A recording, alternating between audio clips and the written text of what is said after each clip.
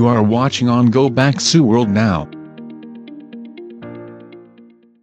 1950년대 미국은 동남아시아에서 공산주의의 확산을 막기 위해 태국에 대량의 원조를 아끼지 않았습니다. 중국과 베트남 북부 지역이 공산화되면서 태국은 미국이 주목한 반공주의의 전초기지였기 때문입니다. 비슷한 시기 일본 역시 미국의 지원을 통해 경제를 발전시켰는데 70년의 세월이 흐른 지금 일본과 태국의 경제적 위치를 비교해보면 천지 차이입니다. 똑같이 미국의 원조를 받는 처지에 있던 일본은 이미 수십 년 전부터 제2차 세계대전 당시 동남아 국가들을 침략했던 행위를 보상하고 국제 이미지를 회복하기 위해 주로 아시아에 위치한 개발도상국의 경제 발전과 사회적 안정을 지원한다는 명목으로 공식 개발 원조를 시작했습니다. 이를 통해 동남아에서 친일 정서를 형성하고 일본의 문화적, 기술적 이미지를 긍정적으로 구축하려는 목적이었습니다. 당연히 개도국 인프라 개발에 참여했던 일본의 건설 기업들은 큰 이익을 확보할 수 있었습니다. 중국이 얼마 전까지 석유 운송로와 해외 거점 항구를 확보하기 위해 적극적으로 진행했던 1대1로 프로젝트의 순환맛 버전이라고 생각하시면 되겠습니다. 일본은 초기에는 대부분 유상 원조를 제공했으나 1970년대부터는 무상 원조와 기술 지원을 확대하기 시작했습니다. 이런 오랜 협력을 통해 일본은 태국 등 동남아 국가들에게 있어 자연스럽게 배우고 싶은 대상이 될 수 있었던 것입니다. 문제는 태국의 마음만큼은 일본으로 달려가고 있지만 실제로 놓여진 현실은 중국이 되는 것조차 버거웠다는 것입니다. 태국이 최초로 인당 평균 소득 1,000달러가 넘은 건 1989년이었습니다. 당시 중국은 322달러에 불과했으며 2002년이 되어서야 1,000달러가 넘습니다. 태국이 10년 이상 앞선 상태였던 것입니다. 하지만 그 이후 중국은 고속 성장을 거듭해서 2014년 7,000달러가 넘었지만 태국은 2018년이 되어서야 겨우 도달합니다. 심지어 작년 기준 중국은 이미 12,000달러로 올라선 반면 태국은 아직도 7,000달러 선에 갇혀 있습니다. 도대체 무엇이 태국의 경쟁력을 약화시키고 있는 것일까요? 태국 제조업이 가진 가장 큰 문제는 낮은 기술 수준입니다. 태국에는 일본 자동차, 전자기업, 한국의 가전, 유럽의 화학산업 등의 생산기지가 많지만 기술 이전은 거의 이루어지지 않았습니다. 딱히 떠오르는 태국 브랜드는 A4 용지를 생산하는 AA와 레드불 음료수밖에 없습니다. 태국 정부가 정책적으로 산업을 육성하여 태국 기업들이 경쟁력을 갖출 수 있도록 지원해야 하는데 지난 100년 동안 발생한 쿠데타만 무려 19번에 달합니다. 효율적인 경제 정책을 입안해서 잘 실행한다고 해도 국제시장에서 살아남을 수 있을지 장담할 수 없는데 태국 정부의 산업 정책들은 장기간 지속되기 어려운 상황인 것입니다. 국가의 자본 역시 산업 발전을 위해 적절하게 분배되어야 하는데 인구의 1%가 전체 부의 50% 이상, 5%가 전체 토지의 80% 정도를 보유하고 있을 정도로 빈부격차가 큽니다. 또한 과거에는 태국으로 몰리던 외국인 투자마저 최근 들어서는 주변의 인도네시아, 베트남, 미얀마, 라오스가 빠른 속도로 발전하면서 분산되고 있습니다. 사실 기업들이 동남아시아 진출을 고려할 때 태국이 첫 번째 고려 대상이 아니게 된 것은 이미 오래전 일입니다. 삼성전자는 중국을 대체할 스마트폰 생산 거점으로 베트남을 선택했으며 현대차, 포스코 등 다른 대기업들도 베트남을 투자처로 택했습니다. 민주주의 국가인 태국이 오히려 베트남 같은 일당 독재 국가보다 정치적으로 불안하고 인건비도 높으며 인프라마저 낙후되었기 때문입니다. 진위 계수는 소득 불평등을 측정하는 대표적인 지표입니다. 이는 소득 분배가 얼마나 공평한지를 보여주는데 0에 가까울수록 소득이 완전히 균등하게 분배된 상태를 의미하며 1에 가까울수록 불균등하게 분배된 상태를 의미합니다. 일반적으로 0에서 0.3은 상대적으로 평등한 소득 분배, 0.4 이상은 높은 소득 불평등을 뜻하는데 한국은 0.324인 반면 태국은 무려 0.433에 달합니다. 중상층은 제품과 서비스의 주요 소비자이기에 중산층의 존재는 경제 성장의 중요한 원동력이 됩니다. 더불어 빈부격차가 벌어지면 사회적 불 불만과 갈등이 증가하는데 중산층은 이 격차를 완화하여 사회적 안정성을 유지하는 역할을 합니다. 또한 자녀 교육에 대한 관심도 많기에 사회 발전에 필요한 인적 자본의 성장을 촉진하여 국가의 장기적인 경쟁력 향상에도 기여합니다. 하지만 태국처럼 지니 계수가 높은 사회는 그만큼 중산층이 많을 수 없는 환경인 것입니다. 현재 전 세계 주요국 중 출산율 문제를 겪고 있지 않은 국가는 없다고 볼 수 있겠습니다. 하지만 태국의 출산율은 개발도상국답지 않게 2022년 1.32, 2023년 1.16으로 빠른 속도로 감소하고 있습니다. 이는 주변 동남아 국가들하고 비교해도 매우 낮은 편입니다. 더불어 태국은 현재 3D 산업에서 인력을 구하기 어려워 이미 미얀마, 캄보디아, 라오스 등에서 대대적으로 노동력을 수입하고 있는 상황이기도 합니다. 오히려 세계적인 선진국 미국의 출산율은 1.6명, 일본은 1.3명대로 태국보다 높습니다. 반면 한국의 출산율은 0.6에서 0.7 정도로 세계에서 가장 낮은 수준입니다. 이러한 사실은 잘 살게 되면 될수록 출산율이 떨어진다는 주장이 절대적인 것은 아니라는 것을 잘 보여주는 근거입니다. 태국의 출산율 하락이 다른 국가들보다 더 심각한 문제인 이유는 선진국에 올라서기 전 이미 급락하기 시작했기 때문입니다. 한국의 인당 국민소득이 현재 태국처럼 7,000달러 정도였던 건 1992년인데 당시 한국의 출산율은 무려 1.76명이었습니다. 지금 태국의 경제 성장률은 1.9%에 불과한 반면 1992년 한국의 경제 성장률은 무려 6.2%였습니다. 태국은 고령화 문제 역시 심각합니다. 2013년 기준 이미 60세 이상 인구가 전체의 20%를 초과하여 고령화 사회가 되었으며 2017년에는 60세 이상이 전체 인구의 25% 이상이 될 것으로 보입니다. 물론 한국은 올해 전체 인구 중 65세 이상의 노인 비중이 20%를 넘어 초고령화 사회가 될 것으로 예상되기에 더 큰 문제이기는 하지만 태국은 자신의 경제 수준에 비해 너무 빠릅니다. 쉽게 이야기해서 사람이 다 자라기도 전에 많은 성인병들을 겪고 있는 것이나 다름없습니다. 태국 같은 중진국은 연금 제도나 의료 시스템의 효율이 낮아 노인이 증가하면 할수록 사회적 불평등이 가파르게 확대될 가능성이 큽니다. 태국 같은 중간소득 국가가 경제 발전 과정에서 더 이상 성장하지 못하고 정체되거나 하락하는 상황은 중진국 함정이라고 부릅니다. 따라서 중간소득에 들어선 후 고부가가치 산업을 최우선적으로 육성하여 최단 시간 내 고소득 국가로 올라서야 합니다. 한국은 인당 소득 2,000달러에서 7,000달러까지 올라가는 데는 7년이 걸렸습니다. 중국도 7년입니다. 하지만 태국은 무려 24년이 필요했습니다. 7,000달러에서 1만 달러로 성장한 기간을 보면 한국은 3년, 중국은 5년이 걸렸는데 태국은 이미 6년째 7,000달러에서 답보만 하고 있습니다. 당장 올해부터 세계적인 보호무역과 중국의 헐값 수출이 더욱 확대될 것으로 보이는데 급속한 고령화와 노동력 부족 문제까지 겹친 태국이 과연 근본적인 정치 및 사회제도의 개혁 없이 중진국을 벗어날 수 있을지 기추가 주목됩니다. 댓글을 통해 소중한 의견을 자유롭게 남겨주시기 바랍니다. 오늘 영상은 여기에서 마치겠습니다. 시청해주셔서 감사합니다.